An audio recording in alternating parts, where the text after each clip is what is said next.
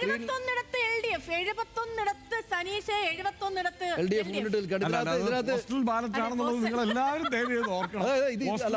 മറന്നുപോകാത്തൊരു കാര്യം ഹർഷ, ഈ നമ്മുടെ മണ്ഡലങ്ങളുടെ നേരെയും ഡാറ്റ വരുന്നുണ്ട് കേട്ടോ. നമുക്കത് വായിച്ചേക്കാൻ സമയമില്ല, കാരണം അത് മാറിപ്പോണ്ട്. മുഹമ്മദ് റിയാസ് 12, PT റഹീം 8, PK ഫിറോസ് 70, അങ്ങനെ ഓരോ നമ്പറുകൾ വരുന്നുണ്ട്. കുറച്ചു നേരം അവിടെ സ്റ്റേ ആ മണ്ഡലങ്ങളിൽ കുറച്ചുകൂടി നമ്മൾ സ്റ്റേ ചെയ്യുന്നത് നല്ലതായിരിക്കും. മണ്ഡലങ്ങളിൽ കുറച്ചുകൂടി സ്റ്റേ ചെയ്യേണ്ടതാണ്. പേരിൽ വഴിപാട്, കദളിപ്പട വഴിപാട് പിണറായി വിജയന്റെ പേരിൽ കദളിപ്പട വഴിപാടുണ്ട് കേട്ടോ. സംഭവിക്കും. അല്ല, ഇനി മണ്ഡലങ്ങളിൽ സ്റ്റേ ചെയ്യണം. ഈ സ്ക്രീൻ നിലനിർത്തുന്നതാണ് നല്ലത്. ഉണ്ട്.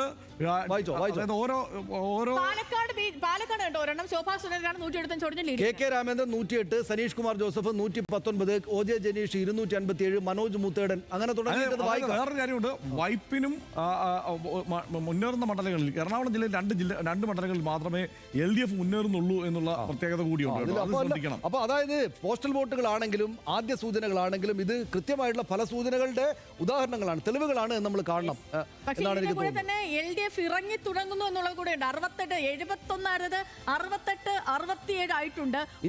ഒപ്പം എത്തുന്നു, ഇഞ്ചോടിഞ്ചാക്കി എത്തുന്നു. കൽപ്പറ്റയിൽ ടി സിദ്ദിഖ് മുന്നേറുന്നു. സുൽത്താൻ ബത്തേരിയിൽ IC ബാലകൃഷ്ണൻ 149 പറയുന്ന ഒരു വിഷയം. വയനാട്ടെ രാജൻ 333 വോട്ടുകൾക്ക് മുന്നിൽ. പിണറായി വിജയൻ ധർമ്മടത്ത് 398 വോട്ടുകൾക്ക് മുന്നിലാണ്. അപ്പോ